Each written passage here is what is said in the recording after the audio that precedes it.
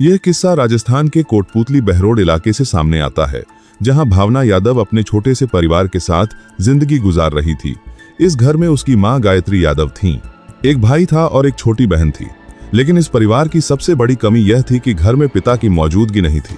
जब भावना महज 1.5 साल की थी, तभी उसके पिता हेमंत यादव की मौत हो गई थी और उस वक्त गायत्री यादव 3 महीने की गर्भवती थी।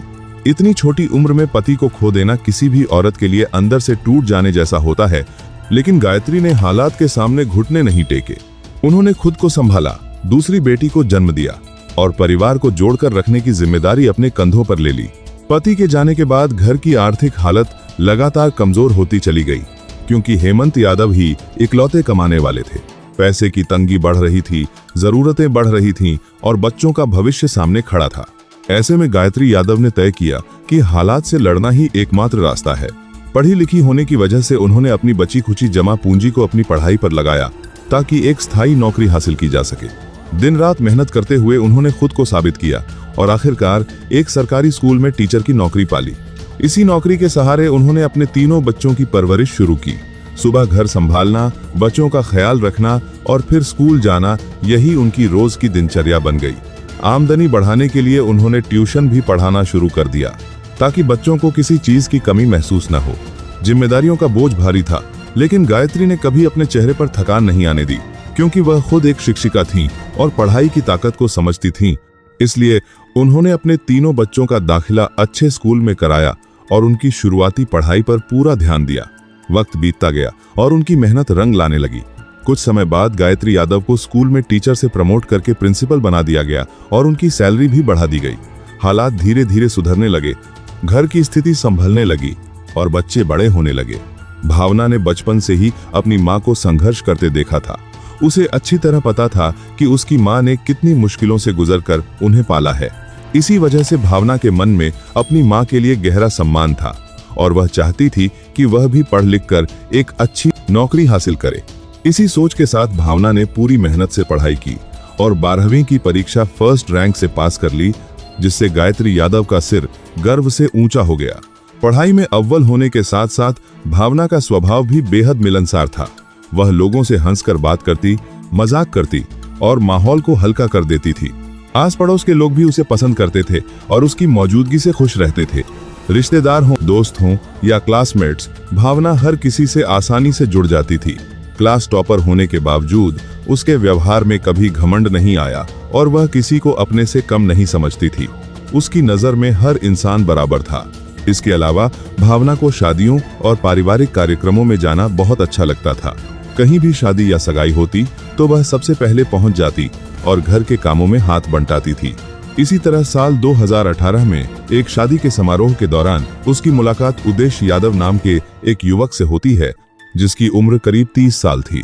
उदेश हरियाणा के रेवाड़ी जिले के लिल्हो गांव का रहने वाला था और उस समय एक कंपनी में क्लर्क की नौकरी करता था। पहली ही मुलाकात में भावना को उदेश पसंद आ जाता है और उदेश को भी भावना अच्छी लगती है। धीरे धीरे दोनों ने एक दूसरे का नंबर लिया और बातचीत शुरू हो गई। शुरुआत में यह बातें सामान्य दोस्ती तक ही सीमित थीं, लेकिन समय के साथ एहसास गहराने लगा। कुछ समय बाद उदेश ने अपने दिल की बात भावना से कह दी और भावना ने भी उसके प्रस्ताव को स्वीकार कर लिया। प्यार कब दोस्ती से आगे बढ़ गया, दोनों को खुद भी ठीक से पता नहीं चला। अब जब रिश्ता साफ हो चुका था तो उदेश ने भावना से शादी की बात की और अपने घर वालों के जरिए उसके परिवार तक रिश्ता भिजवाया। लेकिन उस समय भावना की उम्र कम होने का हवाला देकर गायत्री यादव ने इस रिश्ते को ठुकरा दिया। यह सिर्फ एक बहाना था, असल वजह कुछ और थी। गायत्री को भावना और उदेश के बीच पढ़ाई और करियर का फर्क खटक रहा था। भावना डॉक्टर बनना चाहती थी, जबकि उदेश अपनी क्लर्क की नौकरी से संतुष्ट था। इसी कारण गायत्री यादव ने साफ मना कर दिया। जब यह बात भावना को पता चली तो उसने खुद उदेश की मां को फोन किया और कहा कि वह सिर्फ उदेश के साथ ही अपनी जिंदगी बिताना चाहती है। इस पर उदेश की मां ने उसे 15 दिन का वक्त दिया, ताकि वह अपनी मां को समझाकर रिश्ता पक्का कर सके। भावना ने कोशिश की, मां से बात की, लेकिन गायत्री किसी भी हाल में तैयार नहीं हुई। भावना ने बहुत समझाया, लेकिन हर बार उसे निराशा ही हाथ लगी। 15 दिन बीत गए और भावना के घर से कोई जवाब नहीं आया। इसके बाद उदेश की मां ने उसके लिए दूसरी लड़की देखनी शुरू कर दी। उद्देश्य भी समझ गया कि उसका और भावना का साथ आगे नहीं बढ़ पाएगा, इसलिए उसने धीरे धीरे उससे बातचीत कम कर दी। भावना ने भी मां की बात मानते हुए पढ़ाई पर पूरा ध्यान लगाने का फैसला किया और साल 2019 में MBBS की पढ़ाई के लिए फिलीपींस चली गई। वहां पहुंचकर उसने खुद को इतना पढ़ाई में डुबो लिया कि उद्देश्य उसकी जिंदगी से लगभग निकल ही गया। वहीं उद्देश्य को हिसार स्थित चौधरी चरण सिंह हरियाणा एग्रीकल्चरल यूनिवर्सिटी के कंट्रोल रूम में क्लर्क की नौकरी मिल गई और उसने भी अपने पुराने रिश्ते को पीछे छोड़कर काम में खुद को व्यस्त कर लिया। करीब 2 साल बीत चुके थे और मार्च 2021 में उद्देश्य की मां ने उसका रिश्ता निक्की नाम की लड़की से तय कर दिया। उसी साल दिसंबर में दोनों की शादी भी हो गई। निक्की के आने के बाद उद्देश्य की जिंदगी में एक ठहराव और सुकून आने लगा। शादी से पहले ही उसने निक्की को अपने अतीत के बारे में सब कुछ बता दिया था, खासकर भावना के बारे में, लेकिन निक्की ने इसे बीती बात मानकर स्वीकार कर लिया। उसके लिए भावना सिर्फ उद्देश्य का गुजरा हुआ कल थी, जबकि वह खुद उसका आज और आने वाला कल थी। शादी के कुछ समय बाद निक्की ने एक बेटे को जन्म दिया और यह छोटा सा परिवार खुशियों से भर गया। पति पत्नी के रिश्ते में मजबूती आई और उद्देश्य अपने नए जीवन से संतुष्ट नजर आने लगा। हालांकि उसकी नौकरी की वजह से वह हर दिन अपने परिवार के साथ नहीं रह पाता था। वह हिसार में यूनिवर्सिटी क्वार्टर में रहता था और छुट्टियों में ही पत्नी और बच्चे से मिल पाता था। बाकी दिनों में वह अकेले रहकर काम करता था, लेकिन रोज फोन पर बात करता, वीडियो कॉल पर अपने बेटे को देखता और इसी में उसे सुकून मिल जाता था। उसकी जिंदगी एक तय रूटीन पर चल रही थी और बाहर से देखने पर सब कुछ सामान्य लग रहा था, मगर यह शांति ज्यादा दिनों तक टिकने वाली नहीं थी, क्योंकि उसकी जिंदगी में एक बार फिर भावना की एंट्री होने वाली थी। साल 2023 में भावना अपनी MBBS की पढ़ाई पूरी करके भारत लौट आई थी।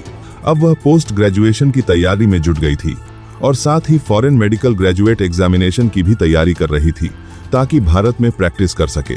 इसी सिलसिले में उसने ऑनलाइन क्लास ज्वाइन कर ली थी और हफ्ते में एक बार टेस्ट देने के लिए दिल्ली जाया करती थी। दिल्ली में वह अपनी छोटी बहन के घर रुकती थी, जो वहां सरकारी नौकरी की तैयारी कर रही थी। परिवार और आसपास के लोगों को लग रहा था कि इतने सालों में भावना ने उद्देश्य को भुला दिया होगा, लेकिन यह सोच गलत साबित होने वाली थी। वक्त बीत जाने के बावजूद उसके दिल में उद्देश्य के लिए भावनाएं कम नहीं हुई थीं। एक दिन उसने हिम्मत करके उद्देश्य को फोन किया और उससे बात शुरू कर दी। बातचीत के दौरान उद्देश्य ने साफ बता दिया कि वह अब शादीशुदा है, उसका एक बच्चा है और वह नहीं चाहता कि भावना दोबारा उससे संपर्क करे। लेकिन भावना उसकी बात मानने को तैयार नहीं थी। वह बार बार उसे फोन करती रही और पुराने वादों की याद दिलाती रही। धीरे धीरे उद्देश्य का मन कमजोर पड़ने लगा और उसने फिर से भावना से उसी तरह बात करना शुरू कर दिया जैसे पहले किया करता था। इस दौरान निक्की को इस बात की कोई जानकारी नहीं थी कि उसका पति उससे छुपकर किसी और से बात कर रहा है। बातचीत यहीं तक सीमित नहीं रही। कुछ समय बाद उद्देश्य और भावना का मिलना जुलना भी शुरू हो गया। भावना अक्सर उससे मिलने हिसार जाने लगी, मगर उद्देश्य के मन में कहीं न कहीं यह एहसास घर करने लगा कि वह अपनी पत्नी और बच्चे के साथ गलत कर रहा है। यही सोच उसे अंदर से तंग करने लगी और उसने भावना से दूरी बनानी शुरू कर दी। वह न तो उसके फोन उठाता और न ही मैसेज का जवाब देता। भावना यह सब समझने लगी थी और उसे महसूस हो गया कि उद्देश्य उसे जानबूझकर नजरअंदाज कर रहा है। इसी बेचैनी में वह उसे लगातार कॉल करने लगी। बार बार आने वाले फोन कॉल्स से उद्देश्य परेशान हो चुका था, इसलिए उसने आखिरकार भावना का नंबर ब्लॉक कर दिया। लेकिन भावना यहीं रुकने वाली नहीं थी। वह अलग अलग नंबरों से उसे कॉल करने लगी। जैसे ही उद्देश्य को उसकी आवाज सुनाई देती, वह बिना कुछ कहे कॉल काट देता। भावना की बेचैनी अब हद से ज्यादा बढ़ चुकी थी। जब उसे उद्देश्य की तरफ से कोई प्रतिक्रिया नहीं मिली, तो उसने आखिरी रास्ता चुना और उद्देश्य की पत्नी निक्की को मैसेज भेजना शुरू कर दिया, ताकि किसी तरह उद्देश्य तक अपनी बात पहुंचा सके। निक्की को पहले से ही भावना के बारे में जानकारी थी, इसलिए उसने उसे समझाने की कोशिश की। उसने साफ शब्दों में कहा कि उद्देश्य अब एक बच्चे का पिता है और वह उसकी पत्नी है, इसलिए भावना को इस रिश्ते को यहीं खत्म कर देना चाहिए। लेकिन भावना यह मानने को तैयार नहीं थी। उसने निक्की से कहा कि अगर उद्देश्य ने उससे बात नहीं की तो वह अपनी जान दे देगी। वह बस एक बार उद्देश्य से बात करना चाहती थी। इन सब के बीच भावना ने अपनी पढ़ाई पर ध्यान बनाए रखा। 21 अप्रैल 2025 को वह हमेशा की तरह अपना वीकली टेस्ट देने गई और टेस्ट खत्म होने के बाद 23 अप्रैल को उसने अपनी मां गायत्री यादव को फोन करके बताया कि वह अगले दिन यानी 24 अप्रैल को वापस आ जाएगी। इतना कहकर उसने कॉल काट दी। उस समय किसी को अंदाजा नहीं था कि यह उनकी आखिरी सामान्य बातचीत होगी।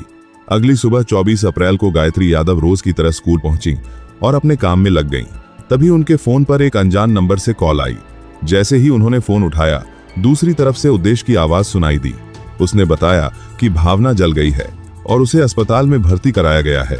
यह सुनते ही गायत्री को यकीन नहीं हुआ, क्योंकि पिछली रात ही तो उन्होंने अपनी बेटी से बात की थी और वह बिल्कुल ठीक थी।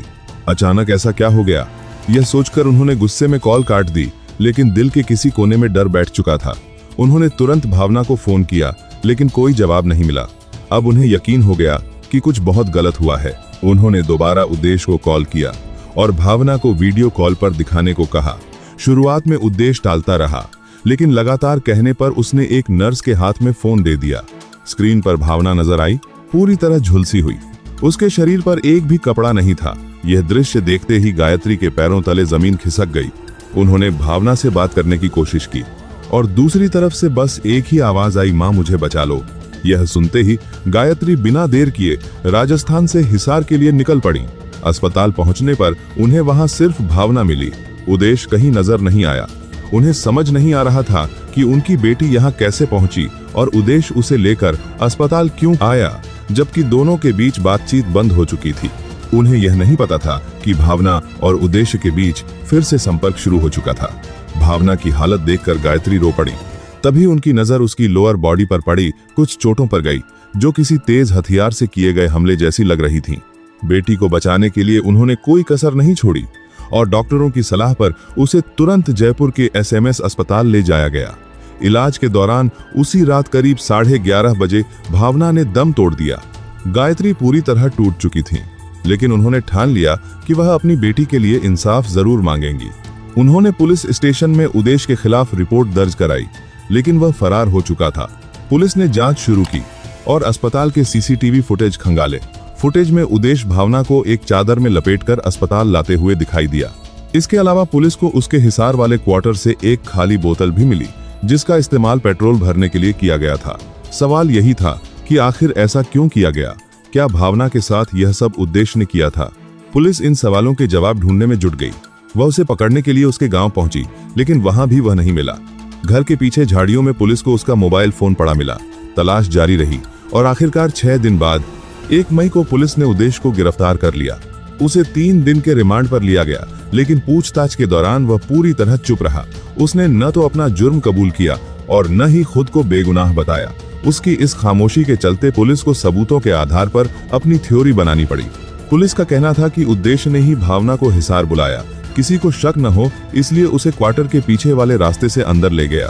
फिर दोनों के बीच झगड़ा हुआ और उसने भावना को खुदकुशी के लिए उकसाया।